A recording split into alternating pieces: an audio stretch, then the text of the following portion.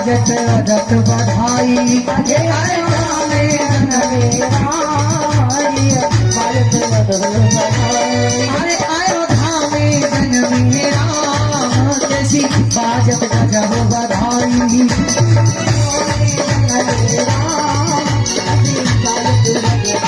कैसी बाजत गजब बधाई सुन के सब सखियां आई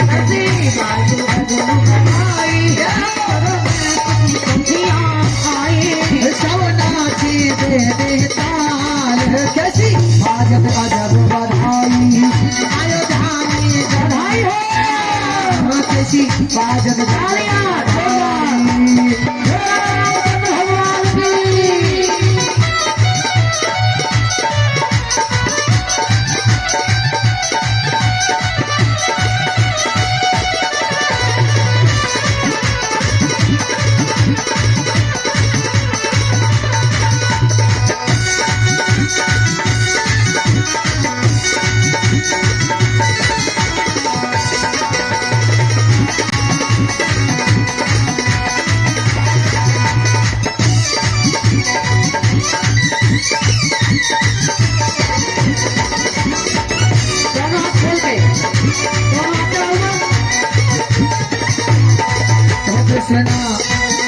विष्णु भी आए और देख के देव से आए ब्रह्मा विष्णु भी आए और देख के हर्षाए ब्रह्मा विष्णु भी आए देख के देव से आए विष्णु भी आए देखते ही हर्षाए नाच दे दे करती तार कैसी बाजत गजब बधाई आते जगते सब ताल कैसी बाजत गजब बधाई अरे अयोध्या में जन्म राम कैसी बाजत गजब बधाई अयोध्या में जन्म राम कैसी बाजत गजब बधाई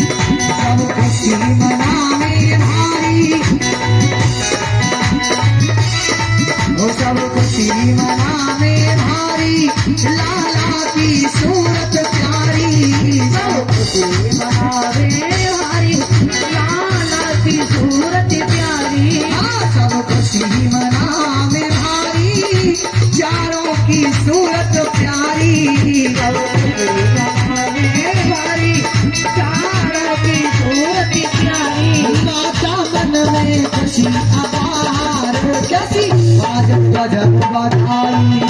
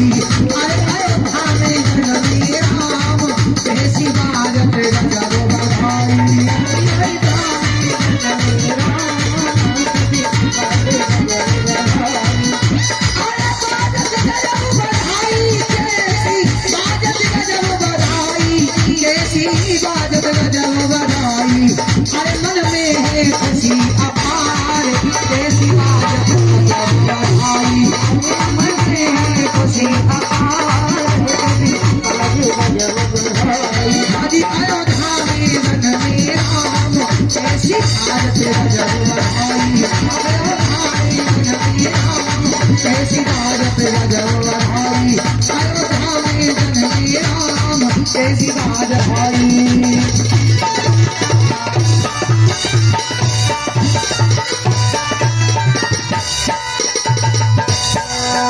बोल राया रामचंद्र भगवान की जय। अच्छा जब बताओ कह दीदी गुड्डी इस सवरने के लिए बोला हुआ तो लला की बधाई के काज है। अब तुम्हें निमंत्रण काऊ ना दो कि तुमने बैठवे की टिकट ही कटाई लाई है सब।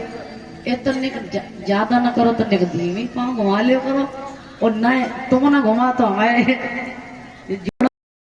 तुम्हारे के मन भक्ति में लगा हुए हैं। आज जगमग जगमग दीपक जल रहे हैं, नदियों में अमृत की धारा बह रही है और नामांकन कराया है बालकों का कि सो सुख धाम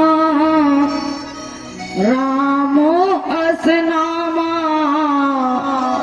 अखिल लोकदायक विश्राम। आनंद के समुद्र सुख की राशि, एक कण से तीनों लोगों को सुखी करने वाले, संपूर्ण लोगों को शांति देने वाले बड़े बेटा को नाम राम रखा गया है। समझ में आया? दूसरे बेटा कि बेसुवर्ण पोषण जग कर जोई उता करना भरत यस होई। जाके सुमिरन तैरु विनाशा नाम शत्रुधन वेद प्रकाशा। संसार का भरण पोषण करने वाले द्वितीय पुत्र जिसका नाम है भरत, और उनके स्मरण मात्र से शत्रु का नाश हो जाता है। एक बार जो जाप कर लेता है इसका नाम रखा गया शत्रुधन। लक्ष्मण राम राम प्रिय सत्य आधार गुरु वशिष्ठ तेरा खा है लक्ष्मण नाम उदार। जो शुभ लक्षणों के धाम है, सारे जगत के आधार हैं, गुरु वशिष्ठ ने उस बेटे के नाम लक्ष्मण रखा है। और लक्ष्मण लला की है। आज राजा दशरथ के यहाँ चार बेटा हो गए हैं। श्री सुखदेव जी समझाते हैं मेरे भक्तों, धीमे धीमे बड़े हुए हैं लाला, पाठशाला में जाते हैं, गुरु को प्रणाम करते हैं, माता पिता के आज्ञाकारी हैं, मर्यादाओं को चलाने वाले मेरे पुरुषोत्तम भगवान श्री राम। सब ये मिला देना उसमें आ जाएंगे उसी प्रसंग की तरफ, क्योंकि रामचरित बहुत बड़ी है। अगर मैं एक एक चौपाई कहूंगी तो पूरा ही नहीं हो पाएगा है। तो भैया मैं लला को ब्याह करने हैं, जहाँ की तैयार जल्दी कर ले, जहाँ की तैयार राम लक्ष्मण सीता की है। इधर श्री सुखदेव जी ने बताया धीमे धीमे अयोध्या से कुछ दूरी पे आजमगढ़ है। आजमगढ़ में विश्वामित्र जी तपस्या रहते हैं। विश्वामित्र जंगल में तपस्या करते हैं, अनुचर राक्षस उन्हें हवन यज्ञ नहीं करने देते हैं। तो गुरु जी को मालूम हुआ कि दशरथ के यहाँ चार बेटे हुए हैं, तो लेने के लिए चले हैं। महाराज अयोध्या की तरफ आए। दशरथ को मालूम हुआ आज मेरी माताओं एकदम से मंत्रियों को साथ लिया है। तो भैया हेमंत अरे मुनि आगवन सुना जब राजा, मुनि आगन सुना जब राजा, मिलन गए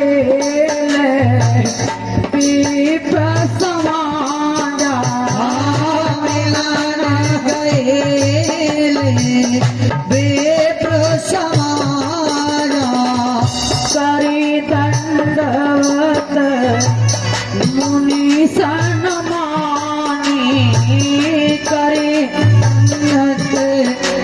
मुनि सन्मानी निजे आसन बैठार हु ज्ञानी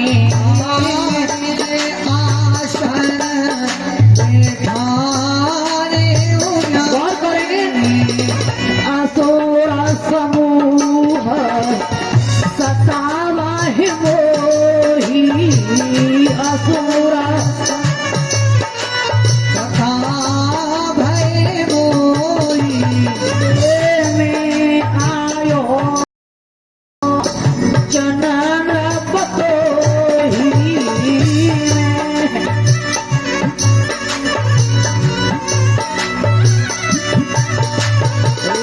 अनुज समेत देवरा गुना अनुज समेत देवरा गुना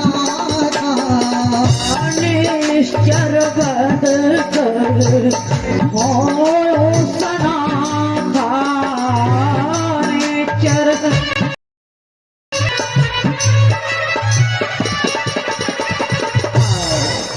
कह दिया है हे गुरुजी आइए पधारिए।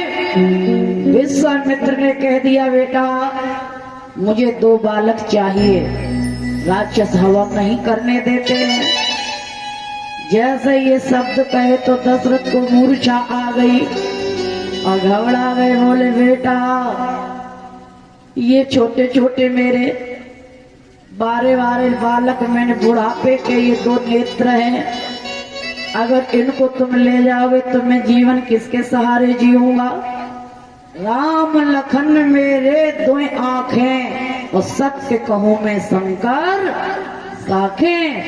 शिव जी की सौगंध खा के कहता हूँ गुरुजी कि चौथे पना पाए सुत चारी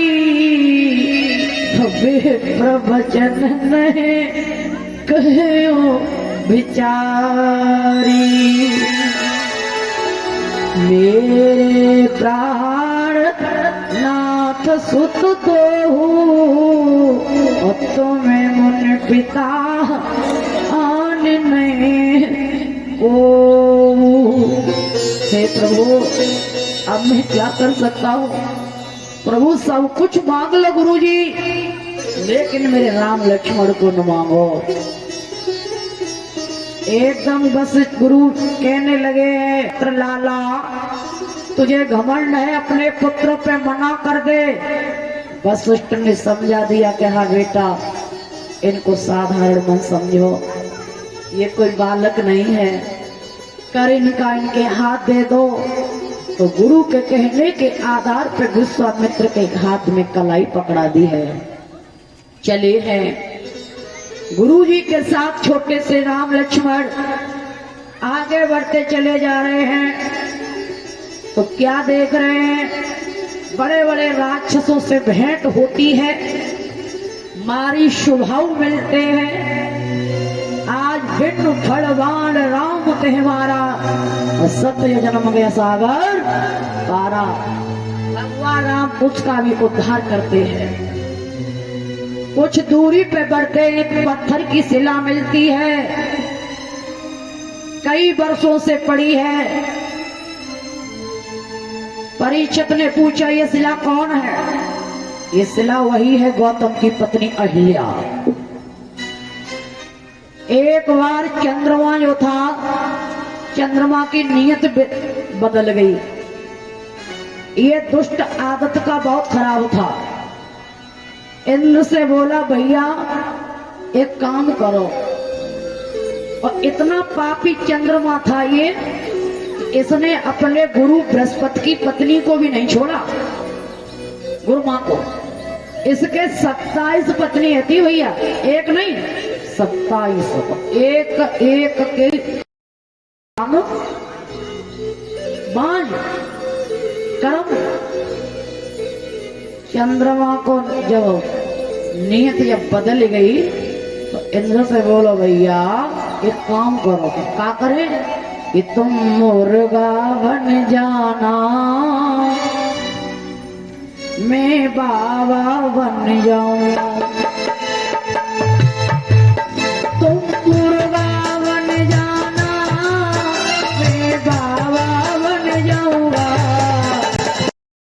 तो बहकाना मैं चल कर लाऊंगा। हाँ गौतम को बहकाना मैं चल कर जाऊंगा। ए भैया तुम बाहर खड़े रहना, मैं भीतर घुस जाऊंगा। आवाज लगा देना, अंदर में घुस जाऊंगा। तुम मुर्गा बन जाना, मैं बाबा बन जाऊंगा। बन जाऊंगा। तुम इतना काम करना,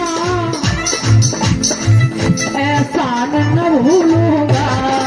तुम मुर्गा बन जाना, मैं बाबा बन जाऊंगा। तुम मुर्गा बन जाना, मैं बाबा बन जाऊंगा।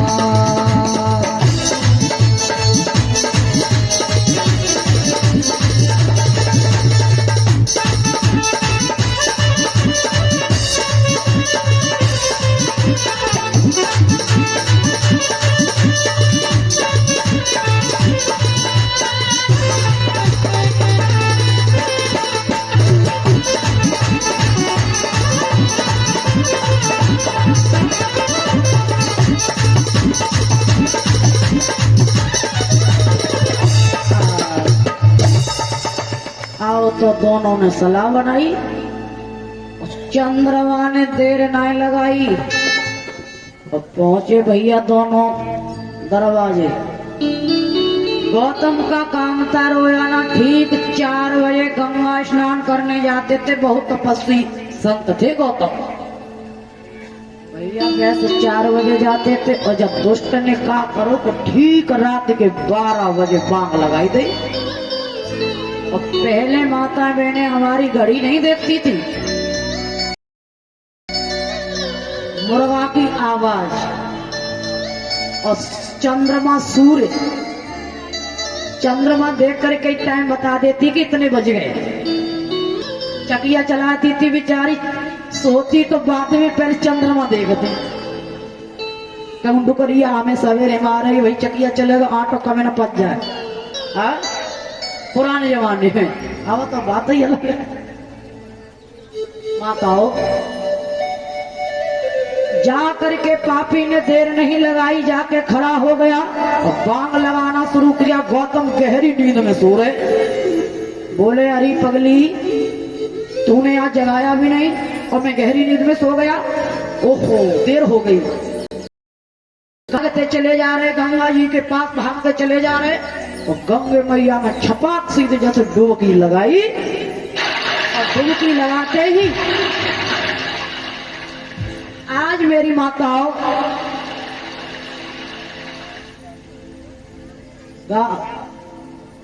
देखते देखते गंगे मैया बोली बेटा गौतम, गौतम बेटा 12 बजे हैं, अभी 4 नहीं बजे हैं। लाला तेरे साथ घात होने जा रही है, लाला जल्दी कर। गौतम ने सोचा क्या हुआ क्या हुआ। बोले बेटा तेरे साथ छल। समझ गए गौतम। भीगी साड़ी डुबकी लगाई, निचोड़ते चले जा रहे। आगे के लिए बढ़े। दरवाजे पे देखा तो कोई ना मिले बड़े भैया। चंद्रमा मिल गया सामने मुर्गा को। और भीगी जो साड़ी थी ना, छपा छपा चेहरे बीमारी। कह दिया ओरे पापी मैं तुझे श्राप देता हूं कि ये कलंक तूने आज मेरी गौतम की पत्नी ऐसे ऋषि के साथ तूने आज अपमान किया, छल किया। जब तक तेरा जन्म रहेगा ये कालमा, ये कलंक तेरे जीवन में खत्म नहीं होगा। मेरी माताओं, वही चंद्रमा तुमने देखा होगा, काला मुंह होता है, वही कलंक का प्रतीक आज भी है। चंद्रमा का कलंक दूर नहीं हुआ है प्यारे। समझ में आया? अहिल्या के पास गए, बोले पगली तू इतनी नादान, तूने पतिव्रता धर्म से वंचित हुई, मैं तुझे श्राप देता हूं कि तू आज पत्थर की, वही अहिल्या गौतम की पत्नी पत्थर की शिला कई वर्षों से पड़ी है और कह रही है हे प्रभु कब समय होगा जब हमारा उद्धार होगा। तो भगवान के पद रज लगने से वही गौतम की पत्नी बड़ी सुंदर स्त्री बन गई है प्यारे। समझ में आया? रामचंद्र भगवान की जय। आगे चलते हैं धीमे धीमे, गुरु का यज्ञ पूरा होता है, बड़े बड़े राक्षसों का उद्धार करते हैं भगवान राम लक्ष्मण। और आ जाइए मिथिलापुरी की तरफ। मिथिलापुरी का जनकपुरी, जनक का दरबार लगा है। सीता मैया छोटी सी बिटिया, 5 वर्ष की उम्र है। सीता मैया धीमे धीमे अंगना में खेल रही हैं। छोटी सी बिटिया, घर में बेटी जब होती है ना, जिस घर में कन्या होती है वो घर बड़ा सुंदर सुशोभित होता है। जनक अपनी बिटिया को देख के बड़े मग्न हो रहे हैं, बड़े आनंदित हो रहे हैं, बड़े भाव विभोर हो रहे हैं। माताओं देखते देखते सीता मैया ने श्री जनक दुलारी सीता ने बचपन में कौतुक दिखा दिया। सीता ने बचपन में कौतुक दिखा दिया। श्री जनक दुलारी सीता ने बचपन में कौतुक दिखा दिया। शंकर जी का महाधनुष एक ही हाथ से उठा दिया। फिर शंकर जी का धनुष एक ही हाथ से उठा दिया। जब देखा जनक राज ने सीता ने धनुष उठायो है, दरबार में तुरंत पहुँच करके सबको ये बतायो है। दरबार में तुरंत पहुँच करके सबको ये वचन सुनायो है। मंत्रियों जैसे ही देखा कि मेरी छोटी बिटिया सीता ने कौतुक कर दिया, और वो धनुष जो हतो लंका को रावण, देवी जी का धनुष था, कोई ऐसा सरल धनुष नहीं था प्यारे। माताओं मेरे प्रिय भक्तों, रावण को जो धनुष दिया था, कहा था बेटा एक बार अगर ये जिस जगह रख जाएगा दोबारा चिंग नहीं पाएगा, वही रख दिया था। जनक को मालूम हुआ, जनक ने प्रतिज्ञा कर ली कि ये धनुष मैं अपनी बेटी की शादी, अपनी बेटी का विवाह उसी वर के साथ करूंगा जो इस धनुष को तोड़ेगा। प्रण कर लिया। जब प्रण कर लिया है मेरी माताओं प्रिय भक्तों, देखते देखते आज सभा जोड़ी है और बड़े बड़े देश देश के राजाओं के लिए पत्र लिखना शुरू किया है। बड़ा सुंदर पत्र लिखा जा रहा है। परीक्षित महाराज एक बार, सीता मैया का जब विवाह हुआ था ना, एक साथ सबके लिए पत्र लिखा है, लेकिन दशरथ के लिए पत्र नहीं लिखा। यानी शंका है, दशरथ को पत्र क्यों नहीं लिखा है? सबको बुलाया है लेकिन दशरथ को नहीं बुलाया है। पत्र लिख रहे हैं,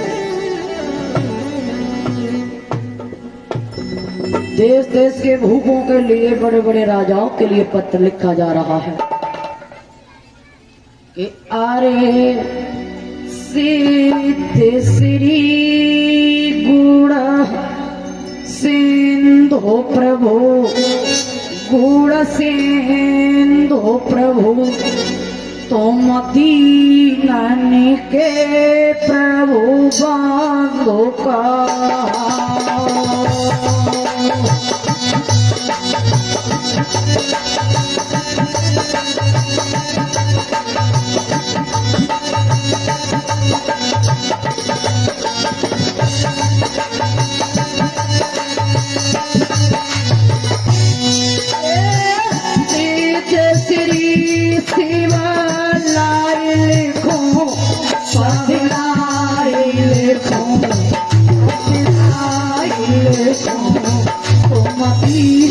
नहीं के प्रभु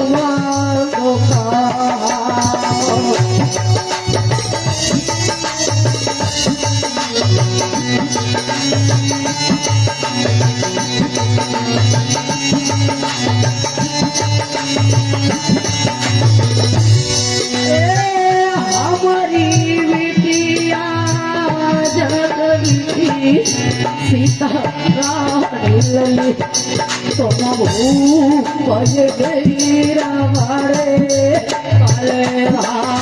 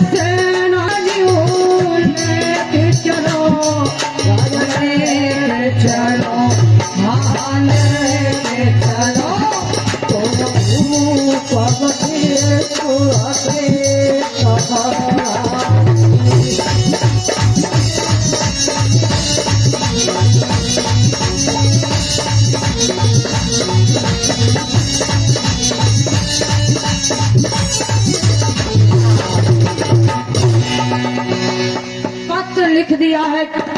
जनक में बड़े बड़े देश विदेशों के लिए पत्र लिखा गया है। राजा महाराजा घोड़े पर सवार होके सवारने लगे हैं, कोई हाथियों पे, कोई किसी पे। भाई सीता लली है और हमारे संग में ब्याह हो जाए, हमारे संग में ब्याह हो जाए भैया। और बिटिया छोटी सी बिटिया और लली एक है, ब्याह का तैयार। माताओं, एक पत्र क्वार की एकादशी आजमगढ़ के लिए भेजा है। विश्वामित्र राम लक्ष्मण को लेके आए हैं। बहु चले भैया उसी सभा में। धीमे धीमे जैसे ही बड़े बड़े राजा जुड़ गए हैं। परीक्षित महाराज, अब प्रसंग आता है, मैंने अभी बताया को क्यों नहीं बुलाया था।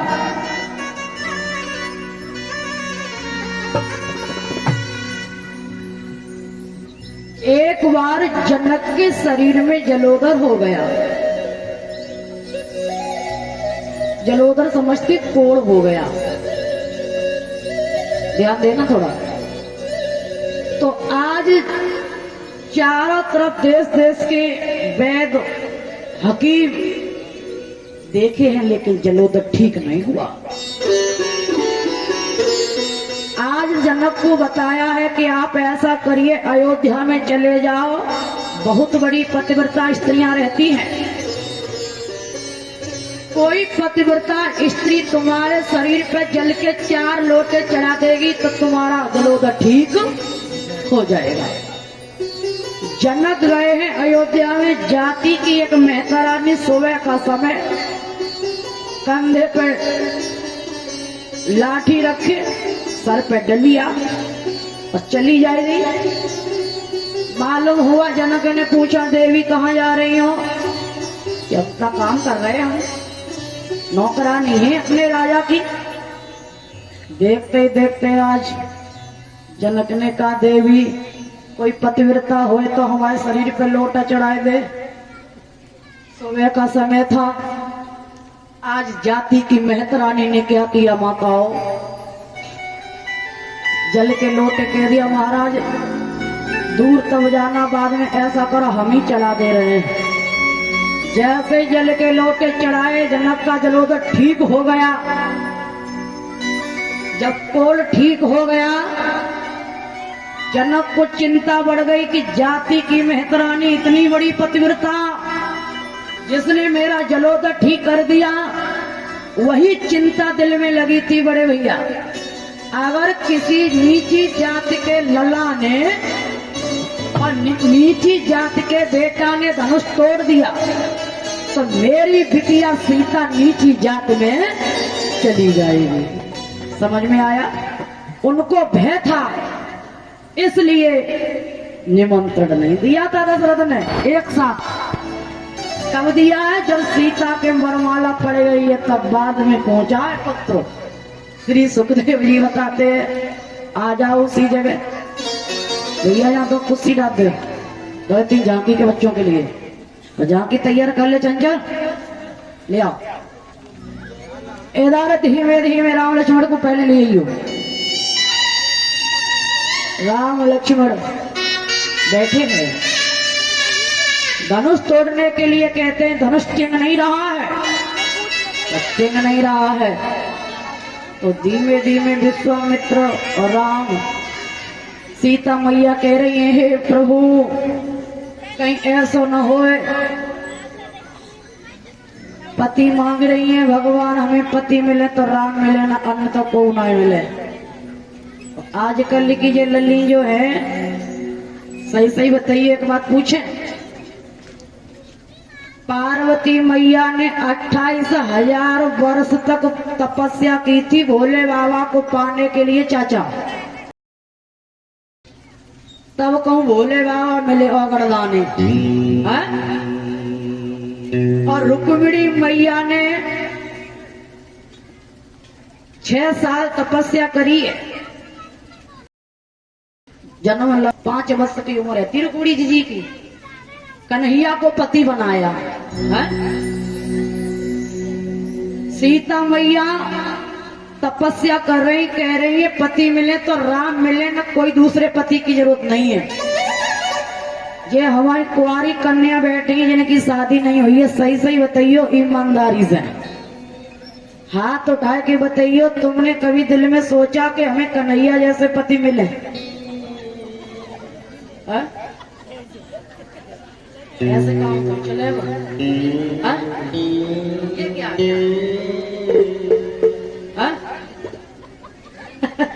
हंस के दिखा दिया। कभी तुमने सोचा कि भोले बाबा जैसे पति मिले? कभी नहीं सोचा है मंत। वैसे बुराई नहीं करना चाहिए। आजकल की ये ललिका पति मिले तो हमें अमिताभ बच्चन सुनील सेठी मिले, अजय देवगन मिले, हीरो होंडा सेंट बूट वालों देखा होगा। और फिल्में देखे तस्वीरें कैमरा लगाएंगे वहां कोठी अगर होगी पड़वे की, हर पोस्टर श्रीदेवी अमिताभ बच्चन, पति मिले तो ऐसा मिले। माताओं मेरी बेटियां मेरी बहना, ऐसे पति से कल्याण नहीं होगा। ऐसे पति को लेकर के कल्याण नहीं होगा। कुछ गा दो, कुछ गा दो, ध्यान देना थोड़ा, हंसने की बात नहीं, कथा पे ध्यान दो। ये बच्चों का मनोबल है, ये तो बच्चे। हाँ, राम को कहाँ छोड़े आए प्रभु? अकेले आ गए। हाँ बैठ जाओ, चलो कोई बात ना, धनुष फनुष लेके ना आए तुम ऐसे चले आए, कोई बात नहीं, बढ़िया। इधर बता रहा जा रहा है कि पति मांगो तो राम जैसे मांगो। तो सीता मैया कह रही है गल, ताली बजाएगा यू सब लोग, कैसिया मांगे अवध को राज, जो करयू नहाइवे को सिया मांगे अवध को सरयू नहाइवे को। तालियां।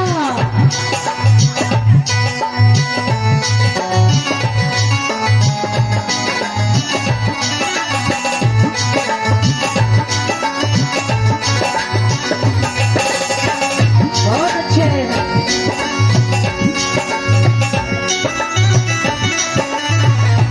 सिया मांगे अवध को राज, सरयू नहाइवे सिया मांगे अवध को राज सरयू नहाइवे को।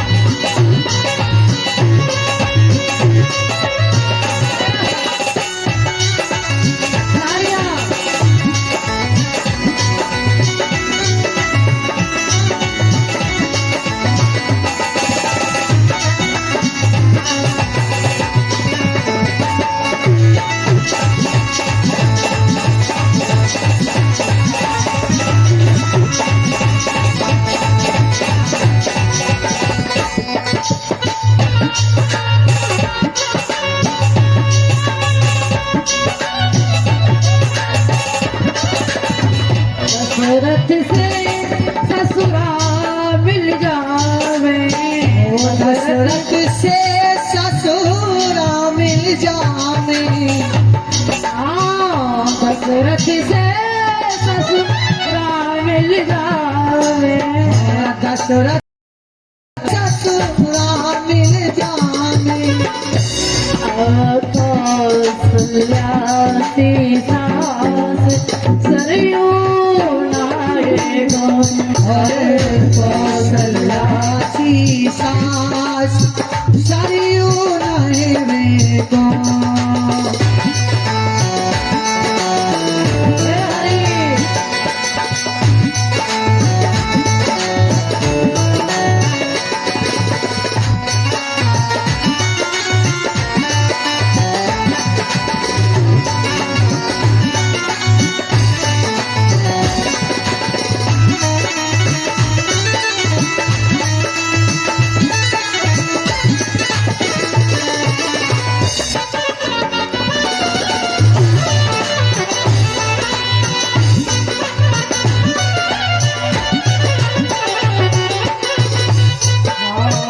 दशरथ से देवरा मिल जावे, शरत भरत से देवर मांगे, भरत सखे देवर मिल जावे।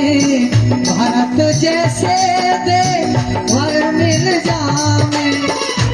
अवर राम चंद्र भर काल सरयू नहाइवे को। अवर राम चंद्र भर काल सरयू नहाइवे को।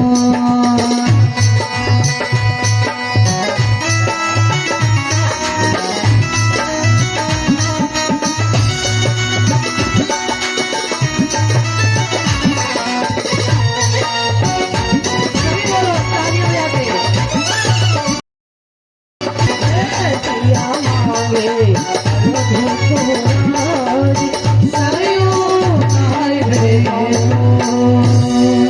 बोलो राजा रामचंद्र भगवान की जय। विश्वामित्र के साथ राम बैठे हैं।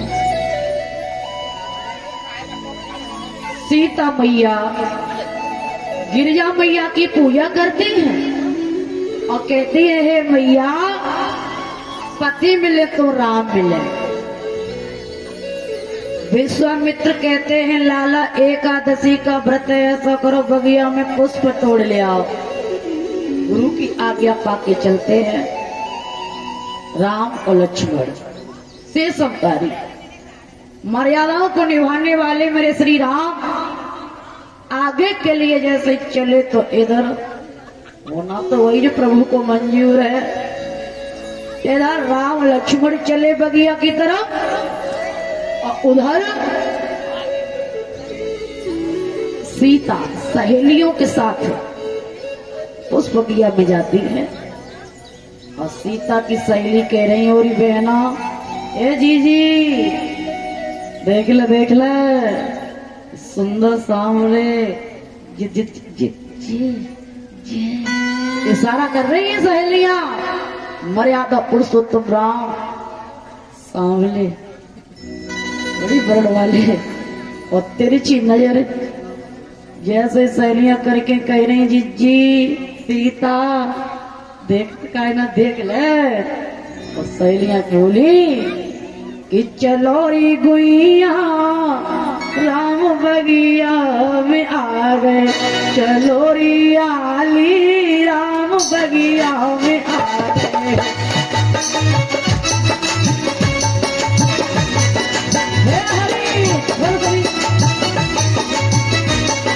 बगिया में आ गए, फूल बगिया में आ गए, बगिया में आ गए, बगिया में आ गए, राम बगिया में आ गए, चलो री सखिया राम बगिया में आ गए।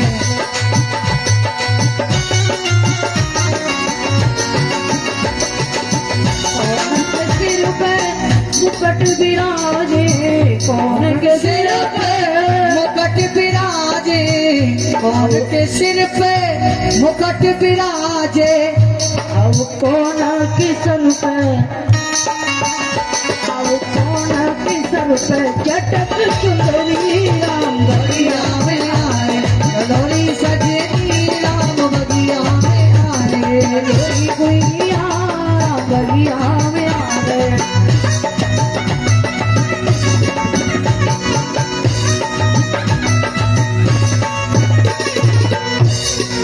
देखते ही मोहित हुई है सीता मैया। राम ने जैसे ही नजर सीता पे डाली और सीता ने राम को देखा, दृष्टि पड़ी कि बंध गए प्रेम की डोरी में चित चोर, आप चित चोर भय।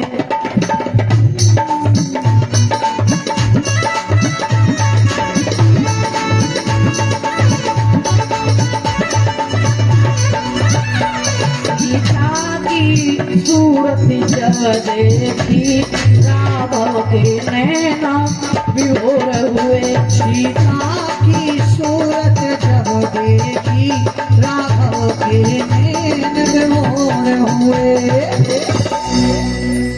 राम ने सीता को देखा और सीता ने राम को देखा। इतनी टकटकी लगा करके वो प्रबल प्रेम गूंग स्वाद जिमें सखैन वानी, जिस प्रकार गूंगा जो होता है ना उसको सुंदर भोजन खवाए दो, सुंदर पकवान अगर खवा दो और फिर पकवान खवाए के बाद अगर स्वाद पूछो गूंगा को तो कब बता सकते है? गर्दन नहीं भले हलाए दे, मुंह से बोले बना। सीता मैया को वो भाव प्रकट हुआ। सहेली कह रही जीजी कैसे है राम, लेकिन कह नहीं पा रही, लेकिन अंदर ही अंदर इतनी मग्न हो गई मैया, इतनी खुश है कि टकटकी लगा करके प्रबल प्यार में उन्मत्त हो गई माँ सीता।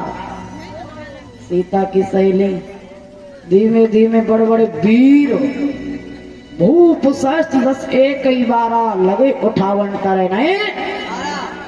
बड़े बड़े भूप तोड़ रहे धनुष को, लेकिन धनुष चिन्ह नहीं रहा। समय को पा करके लखनलाल देख रहे हैं, जनक दुखी होते हैं। हेमंत बहुत पिटोगे।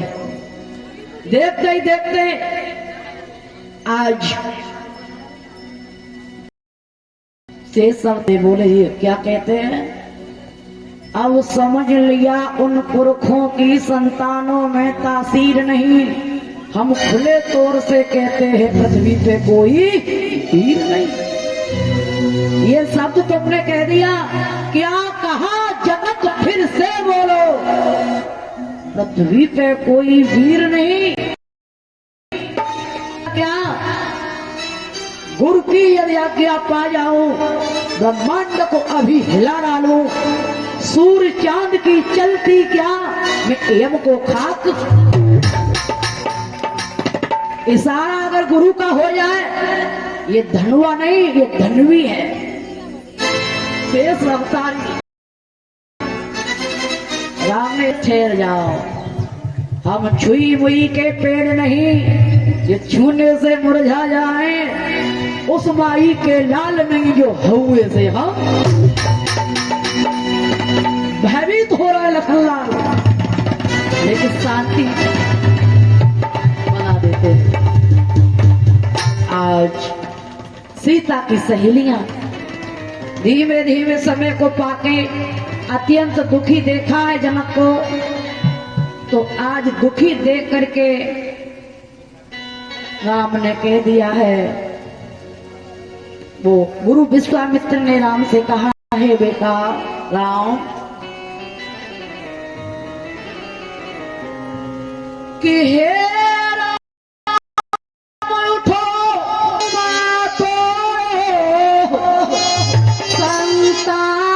जनक का हरण करो, संताप जनक का हरण करो। हनुले का अवतरण करो, ये विजय लक्ष्मी भर करो। हनुले का